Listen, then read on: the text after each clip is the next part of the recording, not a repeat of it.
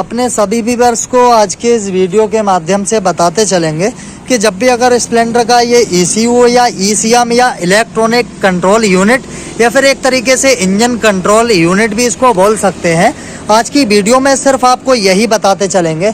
अगर ये ख़राब रहेगा तब आपको किस तरीके से चेक करना है, इसको किस तरीके से ख़राब साबित करना है, जब ये काम छोड़ता है तो किस तरीके से यहाँ कहाँ पे इसमें करंट का प्रॉब्लम आता है, वोल्टेज कहाँ देता है।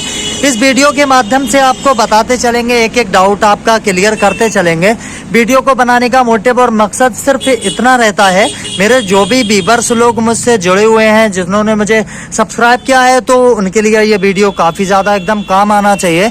तो ये वीडियो सिर्फ इसीलिए बना रहे हैं कि जब भी गाड़ी का ECM इसका ख़राब रहेगा, क्या क्या प्रॉब्लम आएगी, कौन कौन सा सेंसर आपका कहाँ पे कितने वोल्टेज लेना है, वो इस वीडियो के माध्यम से आपको बताते चलेंगे। लेकिन उससे पहले आपसे ये रिक्वेस्ट करना चाहेंगे कि वीडियो को पूरा देखना है और एंड तक देखना है। जब तक आप पूरा नहीं देखेंगे वीडियो को, तब तक आपको कुछ समझने को नहीं मिल पाएगा। तो वीडियो को स्टार्ट करते हैं। ECM से स्टार्ट करेंगे, इसके सेंसर एक्चुएटर के पास आपको लेकर चलते हैं और पूरी डिटेल में एक्सप्लेन करते हैं। सबसे पहले इसके ECM को ना यहाँ से लॉक को प्रेस करके और हल्के हल्के अगर इस तरीके से ओपन करेंगे ना, तो ये आराम से निकल जाता है। इसमें जबरदस्ती करने की कोई आपको आवश्यकता नहीं है। सबसे पहले इसके कपलर को यहाँ से निकाल दिए हैं वायरिंग हार्नेस को चेक करने के लिए। उसके बाद यहाँ पे लॉक को प्रेस करेंगे ना, तो यहाँ पे आराम से आ जाता है। अब सबसे पहले आपको कई वीडियो के माध्यम से बताया गया होगा कि सबसे पहले जब भी किसी गाड़ी का काम करते हैं, करंट का प्रॉब्लम है, आने वाले इनपुट वोल्टेज कहाँ से आ रहे हैं, सप्लाई आ भी रही है या नहीं, या ECM को 12 वोल्ट की सप्लाई मिल पा रही है। जब ये 12 वोल्ट की सप्लाई लेगा तभी आपका आउटपुट बाहर की साइड निकालेगा, कहीं 12 वोल्ट का, कहीं पे 2.5 वोल्ट इसके 3 फेज पंप के लिए देगा, 5 वोल्ट का इसके सेंसर एक्चुएटर के लिए काम करेगा, इंजेक्टर के लिए सीधी 12 वोल्ट की सप्लाई रहेगी, डायरेक्ट बैटरी से चलने वाली है। तो अब इसमें क्या है ना, इसके कपलर को ओपन किए हैं। सबसे पहले आपको डायरेक्टली बताता चलता हूँ, यहाँ पे इसके साइड में ना 2 वायर आपको रेड पे ब्लैक पट्टी और यहाँ पे हल्का रेड कलर का वायर देखने को मिलेगा। तो यहाँ पे क्या है ना, रेड पे ब्लैक पट्टी, चाबी ऑन ऑफ करने पर वोल्टेज आएगा, और जो पूरा रेड तरीके का रहेगा ना, इसमें 12 वोल्ट की सप्लाई, आपके चाबी ऑफ रहे या ऑन रहे, यहाँ पे वोल्टेज आना चाहिए। तो सिर्फ इन 2 तार में आपको वोल्टेज चेक करना है। आगे इसके सेंसर एक्चुएटर पे बताता चलूंगा। सबसे पहले यहाँ पे चाबी स्विच को ऑन कर लिए है ना, अगर यहाँ पे देखें सारी चीज काम करेंगी। अगर यहाँ पे इसको हटाने के बाद में हॉर्न वगैरह परफेक्ट काम करेगा, बट सेल्फ आपका बिल्कुल भी नहीं लेगी। तो इस तरीके से वोल्टेज चेक करने के लिए चाबी स्विच को ऑन करेंगे। सबसे पहले रेड पे ब्लैक पट्टी, एक यहाँ पे टेस्टिंग लैंप को यूज करेंगे। टेस्टिंग लैंप का एक वायर ग्राउंड के लिए देंगे, दूसरा इसके एक वायर में ऐड करेंगे। तो यहाँ पे टेस्टिंग लैंप का आपने देखा रहेगा, रेड पे ब्लैक पट्टी में ऐड किया हूँ, और दूसरा टेस्टिंग लैंप दूसरा यहाँ पे मैंने ग्राउंड के लिए दे रखा है। ठीक है, अब ऐसे में क्या करेंगे ना, चाबी स्विच को इसके ऑन करेंगे। यहाँ पे आपने देखा रहेगा सारी चीज काम करेंगे। अब यहाँ पे हमारा टेस्टिंग लैंप काम कर रहा है। जैसे ही चाबी स्विच को ऑफ करेंगे वोल्टेज चले जाएंगे, चाबी स्विच को ऑन करेंगे तो यहाँ वोल्टेज आना चाहिए। तो इस तरीके से सबसे पहले आपको ये देखना है कि आने वाले रेफरेंस वोल्टेज हमारे ECM को मिल पा रहे हैं नहीं। ये चीज़ें आपके लिए बहुत ज़्यादा ज़रूरी रहेंगी। लास्ट में एक स्टेप आपको एक बेहतर सा बताते चलेंगे। इसके वायर को सीधा निकालेंगे। अब यहाँ से रेड पे ब्लैक पट्टी चेक किया था, अब सीधा यहाँ पे रेड वायर आपको फुल देखने को मिलेगा, तो यहाँ पे ऐड करेंगे। तो यहाँ पे अब हमने ना बिल्कुल रेड वाले वायर में ऐड किया है, आप देखते रहें।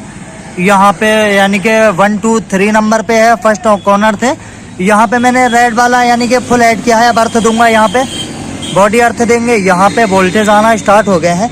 अगर चाबी स्विच देखें तो पूरी तरीके से ऑफ पड़ा है, और यहाँ पे पूरी तरीके से अभी लाइट काम कर रही है। आप ऑन कर ले या ऑन कर ले, कोई फर्क पड़ने वाला नहीं है। तो ECM को 2 तरीके से वोल्टेज आना चाहिए।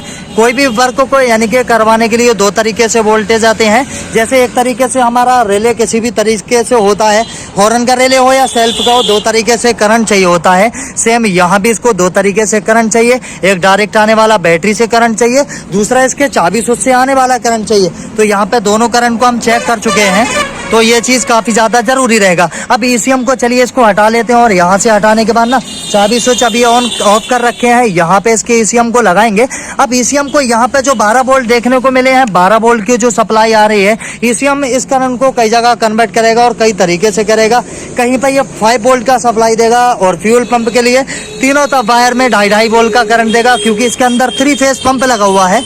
3 फेज यानी कि पंप इसके अंदर ऐड है।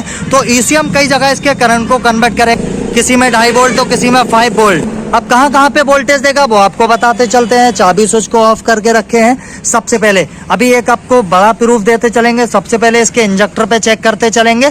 ईसीएम जब भी खराब रहेगा तो मीटर के अंदर चेक इंजन लाइट शो होना बंद हो जाएगा। सबसे बड़ी बात यही है कि जब भी आपका ईसीएम काम छोड़ जाता है या ईसीएम काम नहीं करता है उस टाइम में सबसे पहले मीटर के अंदर चेक लाइट नहीं आएगा। अगर किसी भी तरीके से प्रॉब्लम आती है तो आपका टीपीएस सेंसर और यानी कि map sensor, indicator temperature sensor, यहाँ भी है ना, पूरी तरीके से सप्लाई आना बंद हो जाएगी। सबसे पहले जो हमने आपको दिखाया रहेगा, इसके कपलर को फिर से एक बार ओपन करते हैं और इसके ईसीएम के कपलर को निकालते हैं बाहर और आपको दिखाते चलते हैं। सिर्फ अभी इसके कपलर को ओपन किए, कपलर को निकाल के बाहर की साइड रखेंगे। सबसे पहले आपको ये दिखाते चलेंगे कि चाबी ऑन करने पर ईसीएम को हटाने के बाद में इसके इंजेक्टर और इसका एक तरीके से हमारा जो है ना एसटी कॉइल और सारी चीज़ों को कवर कौन करता है वो आपको दिखाते चलेंगे। ईसीएम को पूरी तरीके से हटा के रखे हैं, आपको प्रूफ देते चलेंगे। कैमरे को होल्ड करेंगे। मैंने अपना टेस्टिंग लैम्प का एक बार ग्राउंड प्रोवाइड किया है और यहाँ पे इंजेक्टर का कपलर लिया हूँ, प्रूफ देता चल रहा हूँ। हॉर्न बज रहा है लेकिन अगर आपको दिखाता चलूँ ईसीएम का कपलर पूरी तरीके से हटा के रखा हूँ। ठीक है, इधर दिखाइएगा। अब जो ईसीएम इसको वोल्टेज नहीं दे रहा है, अब आप समझने की कोशिश कीजिएगा। मैं जहाँ जहाँ दिखाऊंगा सिर्फ यहाँ पे 12 वोल्ट की सप्लाई आएगी। चाबी ऑन है, टेस्टिंग लैम्प को देख सकते हैं 12 वोल्ट यहाँ पे। और प्रूफ देता चलता हूँ, मल्टीमीटर से आपको चेक करा देते हैं। अब आपको मल्टीमीटर से 12 वोल्ट की सप्लाई चेक करा देते हैं। रेड पे ब्लैक पट्टी इस तरीके से यहाँ पे एक टेस्टिंग यानी कि मल्टीमीटर का देना है, मीटर में दिखाइएगा। और ये कि यहाँ पे ग्राउंड देंगे। 1227 12 वोल्ट की सप्लाई आ रही है, इस तरीके से आप देख सकते हैं। तो बराबर यहाँ पे 1232 और 12 के आसपास यहाँ पे वोल्टेज सप्लाई देखने को मिल रही है। अच्छे से लगा के चलता हूँ, यहाँ पे देख लें। जैसे ही चाबी स्विच को अगर ऑफ करूंगा ना, यहाँ से वोल्टेज चले जाएंगे।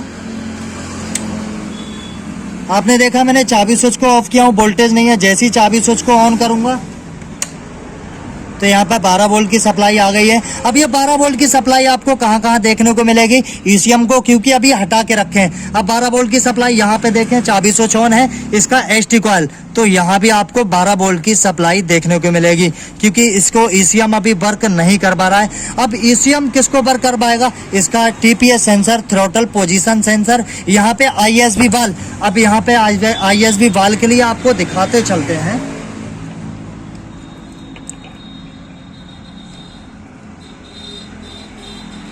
अब इसमें भी आपको 12 वोल्ट की सप्लाई देखने को मिलेगी। इस तरीके से चाबी स्विच को ऑन किए हैं, वो तो ऑन है ऑलरेडी। अभी आपको अच्छे से दिखाते हैं, 12 वोल्ट की सप्लाई यहाँ भी आ रही है। ठीक है, रुक जाइएगा। अब इसको अभी ये मैंने आपको दिखा चुका हूँ। अब इसके ईसीएम को कनेक्ट अभी करेंगे और आपको वोल्टेज दिखाते चलेंगे। इसके कपलर को जैसे जैसे ओपन किया है ना वैसे ही लगा देते हैं। अब इसके थ्रोटल बॉडी में आपको इस वाले कपलर में चेक कराते चलते हैं। अभी मैंने ईसीएम को कनेक्ट नहीं किया है। इसके पांचों वायर में वोल्टेज लेने के लिए टेस्टिंग लैंप को यहाँ रखेंगे और चाबी स्विच को ऑन रखेंगे और इसके सारे वायर में आपको करंट लेना है। इस तरीके से यहाँ कोई वोल्टेज नहीं है, यहाँ भी नहीं है, यहाँ भी नहीं है, यहाँ भी नहीं, यहाँ किसी भी वायर में अभी आपको वोल्टेज देखने को नहीं मिलेंगे। वोल्टेज 4 से 5 वोल्ट के समथिंग आना चाहिए यहाँ पे। चलिए अब आपको इसका ईसीएम लगा के दिखाते हैं। चाबी स्विच को ऑन ऑफ कर लेते हैं और इसका ईसीएम यहाँ पे लगाते हैं। अब ईसीएम को लगाने के बाद आपको वोल्टेज दिखाते चलते हैं। चाबी स्विच को यहाँ पे ऑन कर दिए हैं। सबसे पहले आपको वोल्टेज चेक कराते हैं, पहले टेस्टिंग लैंप से, उसके बाद में आपको इसके मल्टीमीटर से वोल्टेज देके दिखाएंगे। तो यहाँ पे इसका फर्स्ट वायर, यहाँ पे कोई वोल्टेज नहीं, यहाँ भी कोई वोल्टेज नहीं, यहाँ भी कोई वोल्टेज नहीं। यहाँ कितना वोल्ट आया आप अच्छे से देख सकते हैं। अभी मैं आपको अच्छे से दिखाता चलता हूँ। उसके बाद मल्टीमीटर से इसका रेजिस्टेंस लेते हैं। यहाँ वोल्टेज आ रहे हैं। चाबी स्विच को ऑफ करेंगे क्योंकि अभी ईसीएम को लगा के रखे हैं। आपको दिखाते चलते हैं। इसका ईसीएम अभी फिटेड है, ठीक है। अभी ईसीएम को लगा के रखे हैं। आने वाले अगले वोल्टेज, इसमें वायर को, करंट को चेक करेंगे। यहाँ पे कोई वोल्टेज नहीं है, सिर्फ क्या है इधर से 2 नंबर मल्टीमीटर को लेते हैं, एक को ग्राउंड देंगे और यहाँ पे इसके वोल्टेज चेक करेंगे। हमने क्या बताया कि 4 से 5 वोल्ट का वो यहाँ पे करंट आएगा। इसको ईसीएम कई जगह डिवाइड करता है, कहीं 4 वोल्ट 5 वोल्ट ईसीएम, और इसका यानी कि 3 फेज पंप चलाने के लिए 2.5 से 2.5 वोल्ट का सप्लाई भेजता है। तो दोस्तों मैंने इस वीडियो को बनाने का मतलब ये है, जब भी आपका ईसीएम काम नहीं करेगा, सबसे पहले थ्रोटल बॉडी में यहाँ पे सेंसर, इसका टीपीएस सेंसर और थ्रोटल पोजीशन सेंसर जो लगा है ना, इसके अंदर 3 सेंसर देखने के मिलेंगे। सबसे पहले यहाँ पे वोल्टेज देखने के लिए मिलेगा, इंजेक्टर में बराबर वोल्टेज आएगा, इसका एसटी कॉइल पे भी बराबर करंट आएगा, इसका यानी कि आईएसबी बाल पे भी करंट आपको चेक करने को देखने को मिल जाएगा। तो वीडियो जो हमने बनाया सिर्फ इसलिए बनाया कि आपका डाउट क्लियर करते हैं कि जब भी ईसीएम खराब रहेगा तो इतनी ज़्यादा प्रॉब्लम आपको फेस करना पड़ सकती है। तो उम्मीद करते हैं इस वीडियो से आपको कुछ सीखने लायक मिला होगा।